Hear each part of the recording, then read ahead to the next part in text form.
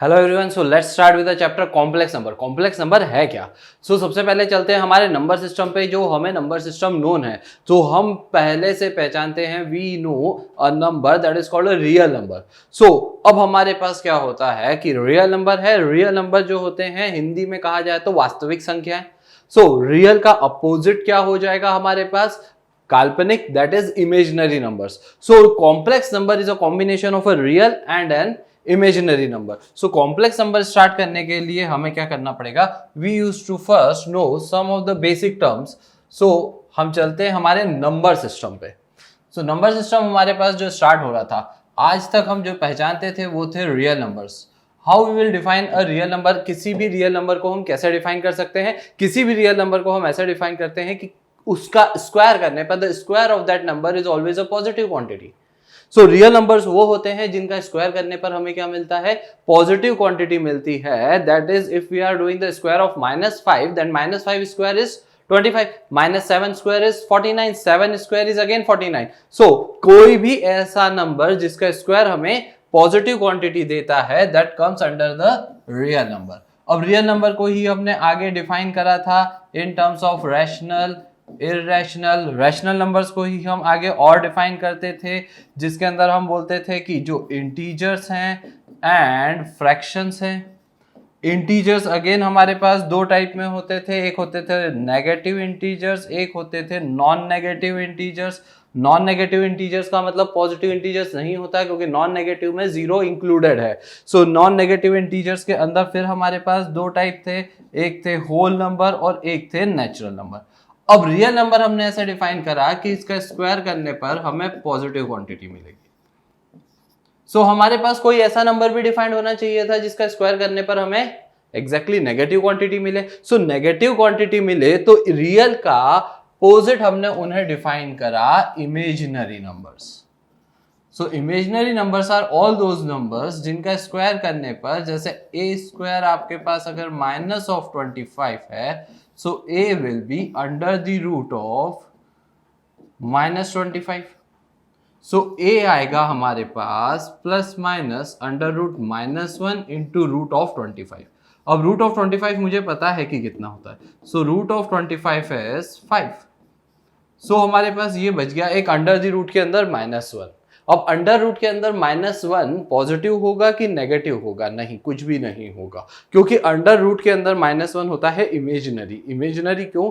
क्योंकि जब हम रूट वाला फंक्शन डिफाइन करते हैं तो हम ये मानकर चलते हैं under the root of f(x) is defined for f(x) greater than equal to 0। जब हम रियल नंबर्स की बात करते हैं तो रियल फंक्शंस को हम डिफाइन करते हैं, तो हम ये लेकर चलते हैं कि रूट के अंदर की क्वांटिटी हमेशा पॉजिटिव होगी। अगर रूट के अंदर की क्वांटिटी नेगेटिव है, मतलब स्क्वायर करने पर वैल्यू क्या आएगी? नेगेटिव आएगी। और स्क्वायर करने पर वैल्यू जब पॉजिटिव आती है तो उन नंबर्स को हम रियल नंबर बोलते हैं, और स्क्वायर करने पर वैल्यू नेगेटिव आती है तो उन नंबर्स को हम इमेजिनरी नंबर्स बोलते हैं। अब हमारे पास आए रियल नंबर और इमेजिनरी नंबर। इन दोनों का जब हम कॉम्बिनेशन कर देते हैं तो उसे बोला जाता है a complex number. Complex number is a combination of a real number and an imaginary number. अब ये कैसे होता है, हम इस चैप्टर में इसी को समझने वाले हैं। अब देखिए, मैंने ऐसा कहा कि complex number is a combination of a real number and an imaginary number. पहले हम चलते हैं कि इमेजिनरी नंबर्स को रिप्रेजेंट कैसे कर रहे थे। इमेजिनरी नंबर्स को जब मैं रिप्रेजेंट कर रहा था तो मेरे पास एक टर्म आ रहा था that is under the root of -1। Under root -1 को हमने डिफाइन करा i से। This is iota, this i represent imaginary part. कोई भी एक कॉम्प्लेक्स नंबर होगा आपके पास z, तो z के दो पार्ट्स हैं, एक उसका रियल पार्ट है कॉम्प्लेक्स नंबर का, और एक उसका इमेजिनरी पार्ट है। अब रियल पार्ट और इमेजिनरी पार्ट्स दोनों के बीच में हम एक प्लस का साइन रिप्रेजेंट करते हैं। That does not mean adding these two parts. Plus का साइन ये रिप्रेजेंट नहीं कर रहा कि आप रियल पार्ट को इमेजिनरी पार्ट से ऐड कर रहे हैं, नहीं नहीं नहीं, ऐसा नहीं है। वो केवल और केवल कॉम्बिनेशन रिप्रेजेंट कर रहा है कि complex number is a combination, मतलब वो दो चीजों से बनता है, एक रियल पार्ट से और एक इमेजिनरी पार्ट से। अगर इमेजिनरी पार्ट के आगे जो उसका इमेजिनरी पार्ट है, अब अगर एक किसी कॉम्प्लेक्स नंबर को लिखें तो उसके अंदर मैंने अगर लिखा कि उसका रियल पार्ट a है और इमेजिनरी पार्ट के अंदर क्या आ रहा था, जैसे अभी हमारे पास है अंडर द रूट -25, तो मैं उसे कैसा लिख सकता हूँ, under root -1 into under the root 25। So under root -1 तो मैंने बोला इसे हम आई से डिनोट करते हैं और रूट 25 हो जाएगा 5। तो यहां पर मेरा जो इमेजिनरी पार्ट है वो आ जाएगा i into some real number, here a and b both are real, but i into b करने पर पूरा पार्ट क्या हो गया, imaginary. Here a and b are real numbers, but अगर मैं कॉम्प्लेक्स की नजर से देखता हूं तो ये उसका रियल पार्ट है, क्योंकि इसमें आई नहीं आ रहा, इसमें आई आ रहा है आगे मल्टीप्लीकेशन में, ये इसका इमेजिनरी पार्ट है। तो किसी भी कॉम्प्लेक्स नंबर को आप इस तरह से डिनोट करते हैं, z equals to a plus i b. Number system से समझे तो नंबर सिस्टम हमारा जो रियल नंबर से स्टार्ट होता था क्लास 9th 10th तक, अब उसके अंदर एक और चीज ऐड हो गई, imaginary number. Real number again मैं आपको फिर से बता देता हूँ, रियल नंबर्स वो सारे नंबर्स होते हैं जिसका स्क्वायर पॉजिटिव होता है, और इमेजिनरी नंबर्स वो होते हैं जिनका स्क्वायर नेगेटिव होता है। तो रियल नंबर और इमेजिनरी नंबर, इन दोनों के कॉम्बिनेशन को हम बोलते हैं कॉम्प्लेक्स नंबर। चलिए,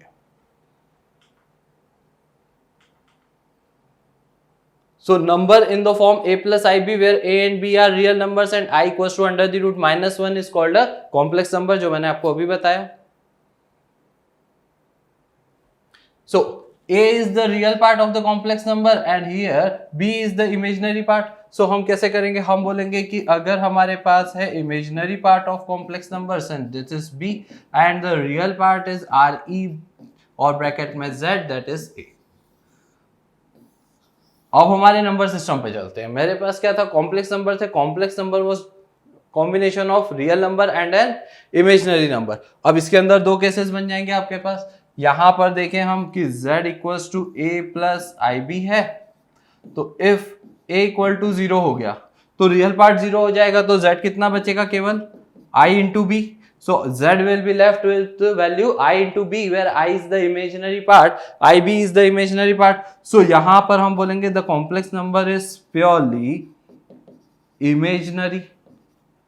But अगर हमारे पास here if we are getting b equal to 0, अगर b equal to 0 हो जाएगा तो z equals to a हो जाएगा।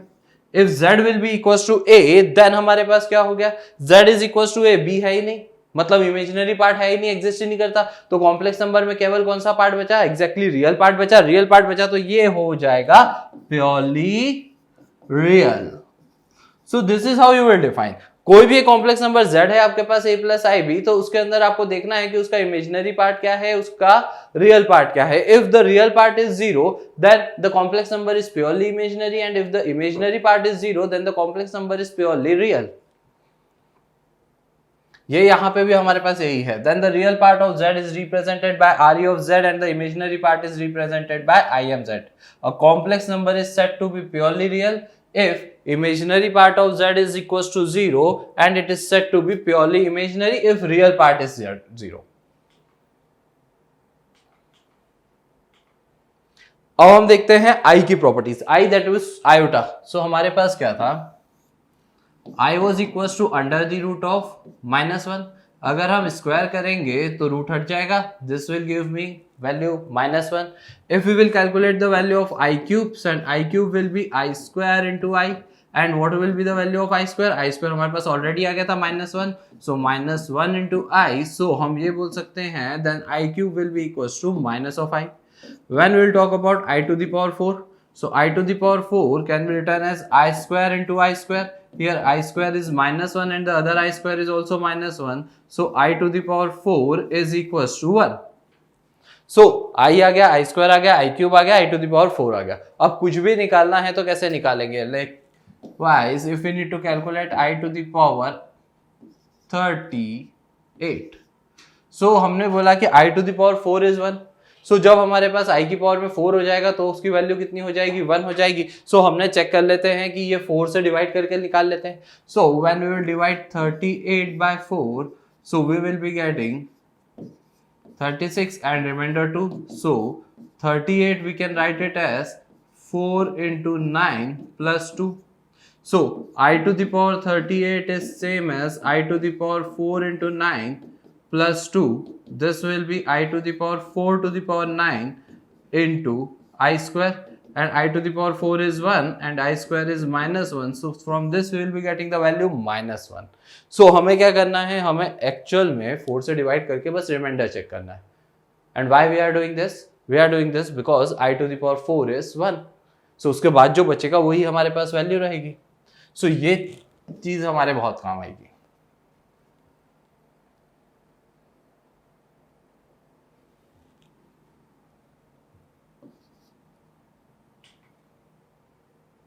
सो इन जनरल अगर हम देखेंगे तो मैंने आपको यही कहा कि I to the power n है.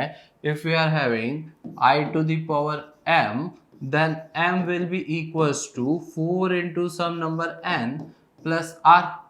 So हम क्या कर सकते हैं, सिंपली 4 से डिवाइड कर सकते हैं m को. सो हमारे पास कुछ रिमाइंडर बचेगा r. अब जो रिमाइंडर r बचेगा, so we can write I to the power m as I to the power 4n plus r. This will give me value I to the power 4n into I to the power r. This will give me I to the power 4 to the power n into I to the power r. And I to the power 4 is 1. So we are left with only I to the power r. So we will be having the 4 cases here. क्योंकि reminder की value क्या क्या हो सकती है when we are dividing the number by 4. So remainder can be either 0, 1, 2 or 3. So if remainder is 0, then I to the power m will be equals to I to the power 0, that is 1. First case. Second case, if r remainder is 1, then I to the power m, the value of I to the power m is equals to I to the power r. So if r is equals to 1, then I to the power m is equals to I to the power 1, that is I.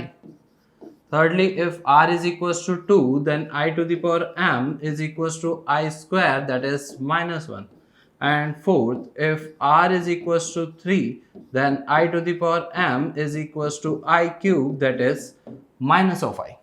अब इसमें हमारे पास r की value इससे ज़्यादा नहीं हो सकती. r can not be more than 3 because we are dividing already dividing the number by 4 only. So ये नोट कीजिए, बहुत काम आएगा आपके. हम ऐसा ही बोल सकते हैं 4n plus 1, वही जो हमारे पास रिमाइंडर बचेगा. एक चीज और भी लिख सकते हैं, I to the power 4n is 1, this is I.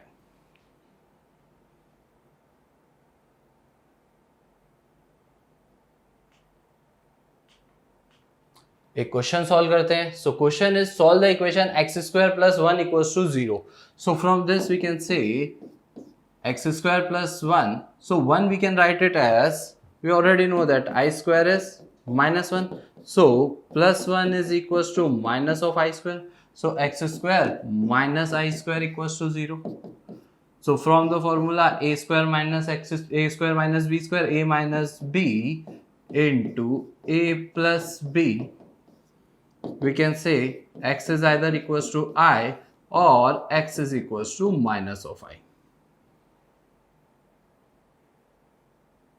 सो यहाँ हमारे पास क्या हो रहा है, यहाँ पर अगर आप देखेंगे तो before in class 10th what you used to do if you are having this question x square plus 1 equals to 0 and you would be finding the discriminant, that is b square minus 4ac. So b1, comparing it with ax square plus bx plus c equal to 0.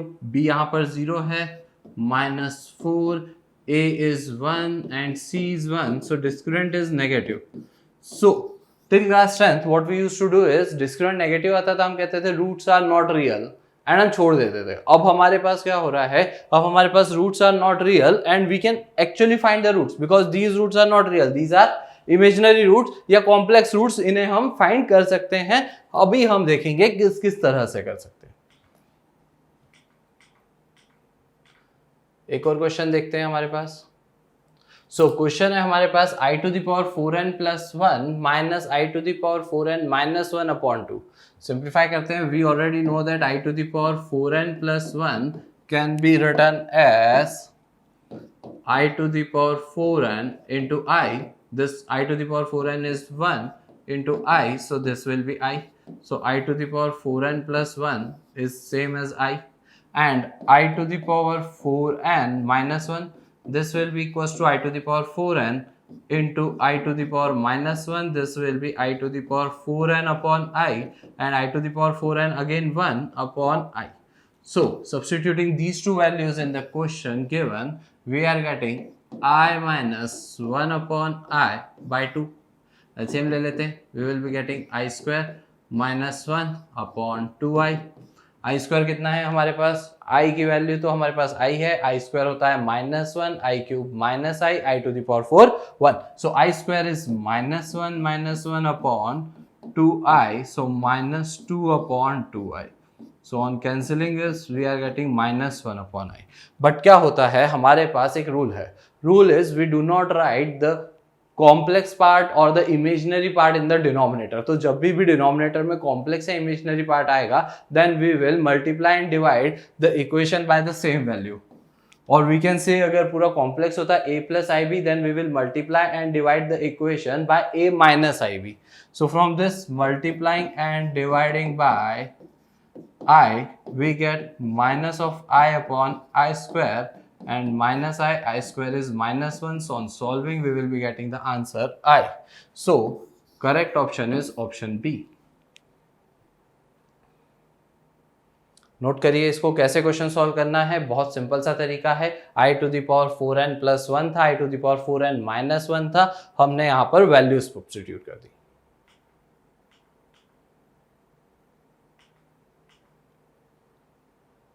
Late us solve one more question. एक और question हमारे पास same I to the power I की powers में ही है. So there we are having I to the power 23 in one term, and in one term we are having 1 upon I to the power 37. So I to the power 23 directly देख सकते हैं, 4 से divide करेंगे, 20 divide हो जाएगा, remainder will be 3. So I to the power 23 can be written as I cube, that is minus of I, and 1 upon I to the power 37 को अगर हम 4 से डिवाइड करेंगे, so we will be getting remainder 1, क्योंकि 36 divide हो जाएगा. So we will be getting I here, and I have already told you that we are not writing the iota term in the denominator, so we will be multiplying and dividing by I. So from this we will be getting I upon I square, that is minus I. Substituting these two values in the given, we are getting minus I plus of minus I whole square.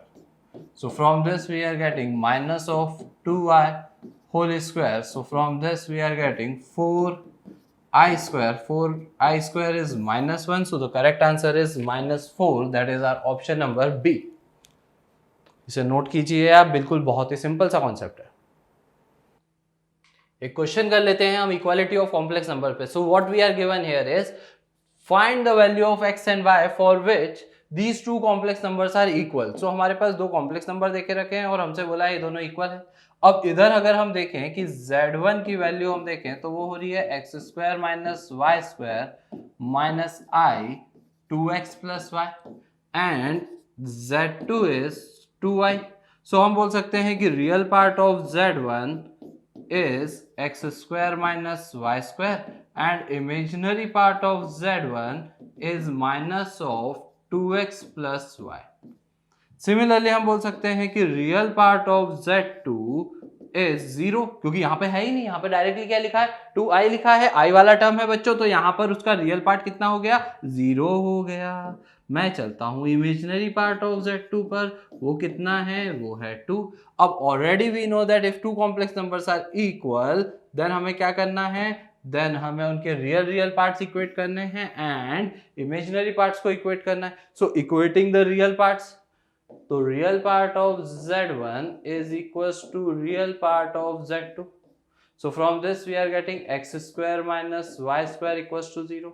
तो इससे मेरे पास दो cases बनेंगे, either x equals to y और x equals to minus of y. आप x square minus y square को लिख सकते हैं ना ऐसा, x minus y into x plus y equal to 0.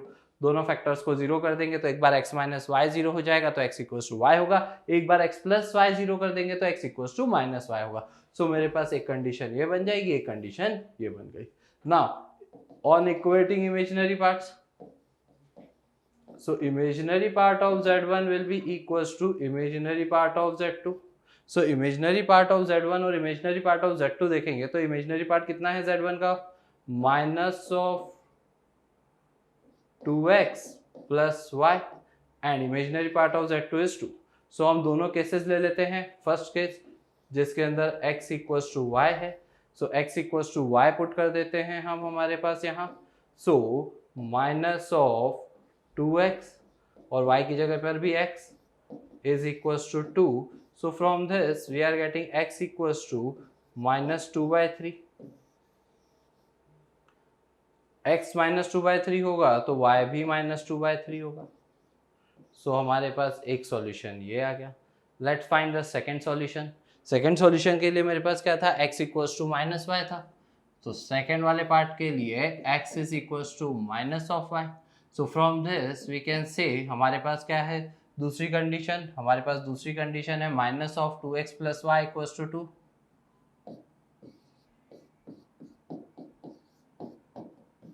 सो इसके अंदर x की जगह पे माइनस वाई रख देंगे तो हमारे पास इतना आ जाएगा बच्चों. So minus of minus y equals to 2, this implies that y equals to 2. y 2 हो गया तो x कितना हो गया minus 2. So ये हमारा हो गया second solution. So from this we can say the value of x and y are, solve करना है, find the value of x and y. So x और y की एक वैल्यू हमारे पास पीछे से आ गई थी, एक बार x और y कितना आ रहा है -2/3 and -2/3.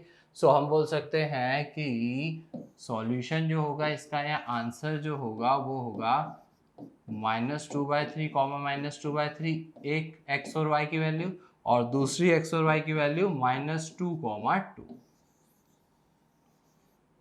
So this is how you can solve the questions using the equality of complex number. अगर दो कॉम्प्लेक्स नंबर्स को हम इक्वेट करते हैं तो उनका रियल पार्ट इक्वेट करेंगे एंड इमेजिनरी पार्ट इक्वेट करेंगे.